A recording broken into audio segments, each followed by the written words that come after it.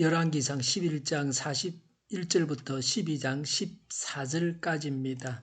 솔로몬의 나머지 행적과 그가 한 모든 일과 그의 지혜는 모두 솔로몬 왕의 실록에 기록되어 있다. 솔로몬은 예루살렘에서 40년 동안 온 이스라엘을 다스렸다.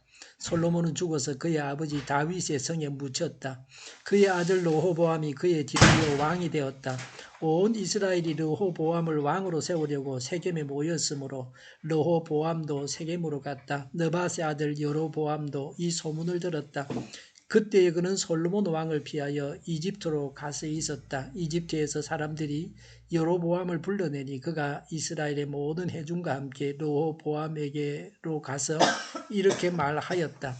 임금님의 아버지께서는 우리에게 무거운 멍에를 메우셨습니다. 이제 임금님의 아버지께서 우리에게 지워주신 중노동과 그가 우리에게 메워주신 이 무거운 멍에를 가볍게 해주십시오. 그러면 우리가 임금님을 섬기겠습니다. 르호보암이 그들에게 말하였다. 돌아갔다가 사흘 뒤에 나에게로 다시 오도록 하시오. 이 말을 듣고서 백성들은 돌아갔다. 르호보암 왕은 부왕 솔로몬이 살아 있을 때에 부왕을 섬긴 원로들과 상의하였다. 이 백성에게 어떤 대답을 해야 할지 경들의 충고를 듣고 싶소. 그들은 르호보암에게 이렇게 대답하였다. 임금님께서 이 백성의 종이 되셔서 그들을 섬기려고 하시면 또 그들이 요구한 것을 들어주시겠다고 좋은 말로 대답해 주시면 이 백성은 평생 임금님의 종이 될 것입니다. 원로들이 이렇게 충고하였지만 그는 원로들의 충고를 무시하고 자기와 함께 자란 자기를 받드는 젊은 신하들과 의논하면서 그들에게 물었다. 백성들이 나에게 부왕께서 메워주신 멍에를 가볍게 하여 달라고 요청하고 있어. 이 백성에게 내가 어떤 말로 대답하여야 할지 그들의 충고를 듣고 싶소. 왕과 함께 자란 젊은 신하들이 그에게 말하였다. 이 백성은 임금님의 아버지께서 그들에게 메우신 무거운 멍에를 가볍게 해달라고 임금님께 요청하였습니다. 그러나 임금님께서는 이 백성에게 이렇게 말씀하십시오. 내 새끼 손가락 하나가 내 아버지의 허리보다 굵다. 내 아버지가 너희에게 무거운 멍에를 메웠다. 그러나 나는 이제 너희에게 그것보다 더 무거운 멍에를 메우겠다. 내 아버지는 너희를 가죽 채찍으로 매질하였지만 나는 너희를 새 채찍으로 치겠다 하고 말씀하십시오. 왕이 백성에게 사흘 뒤에 다시 오라고 하였으므로 여로보암과 온 백성은 사흘째 되는 날에 르호보암 앞에 나아왔다. 왕은 원로들의 충고는 무시하고 백성에게 가혹한 말로 대답하였다. 그는 젊은이들의 충고대로 백성에게 말하였다. 내 아버지가 당신들에게 무거운 멍에를 메웠어. 그러나 나는 이제 그것보다 더 무거운 멍에를 당신들에게 메우겠소. 내 아버지는 당신들을 가죽 채찍으로 매질하였지만 나는 당신들을 새 채찍으로 치겠소. 아멘. 41절에 솔로몬의 나머지 행적과 그가 한 모든 일과 그의 지혜는 모두 솔로몬 왕의 실록에 기록되어 있다. 42절에 솔로몬은 예루살렘에서 40년 동안 온 이스라엘을 다스렸다고 했습니다. 솔로몬의 통치의 말년은 더 이상 기록이 없습니다. 우상 숭배하여 정치를 잘 못했습니다. 고통을 당했습니다. 국내외적으로 고독하면서 시달렸습니다. 솔로몬의 시대는 끝이 났습니다. 이스라엘의 번영과 영광도 솔로몬과 함께 다 가고 말았습니다. 우상 숭배했던 솔로몬의 범죄로 인해서 영광과 번영의 빛이 바래고 말았습니다. 43절에 솔로몬은 죽어서 그의 아버지 다윗의 성에 묻혔다. 그의 아들 르호보암이 그의 뒤를 이어 왕이 되었다고 했습니다. 사람이 죽으면 영광도 가고 제약도 갑니다. 모든 것이 다 갑니다.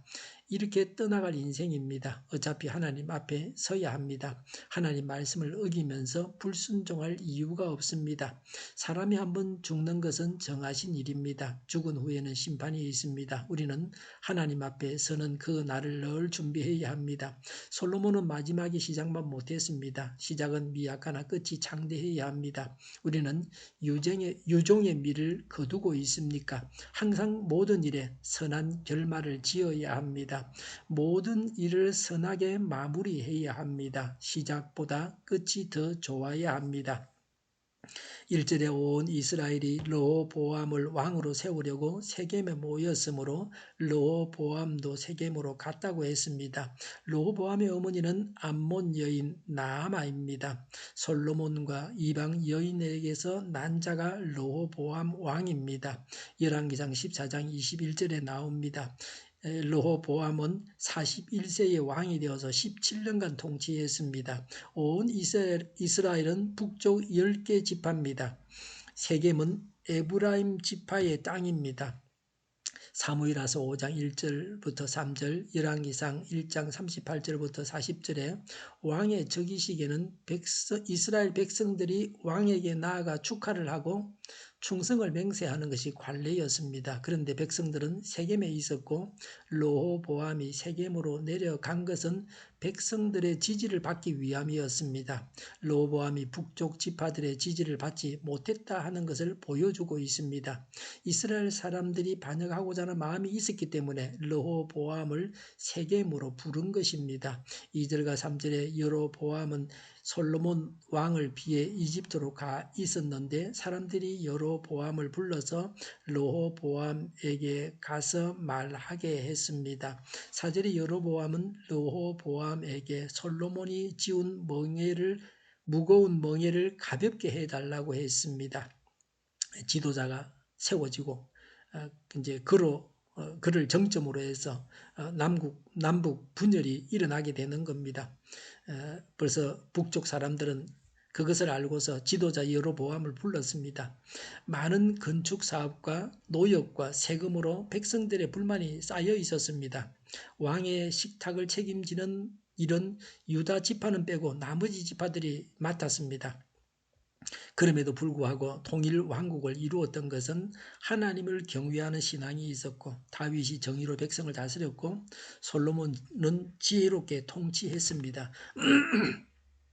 솔로몬 말년에 신앙이 해이해졌습니다. 이런 백성의 불만과 고통에는 백성들 자신들의 잘못이 있습니다. 사무엘상 8장 4절부터 22절에 왕은 백성들을 고되게 노동을 시키고 무거운 세금을 거둘 것이라고 하나님께서 경고하셨음에도 불구하고 왕을 세워주십사고 구했습니다. 이런 자신들의 죄악에 대한 회개는 전혀 없었습니다. 5절에 르호보암은 3일 뒤에 오라고 했습니다. 신중한 면을 보여줬습니다. 7절에 솔로몬을 섬기던 원로 신하들은 요구를 들어주고 좋은 말로 대답하면 평생 종이 될 것이라고 했습니다. 10절과 11절에 함께 자란 젊은 신하들은 더 무거운 멍에를 지우고 솔로몬은 가죽 채찍질을 했지만 자신은 쇠 채찍질을 하겠다고 하라고 했습니다.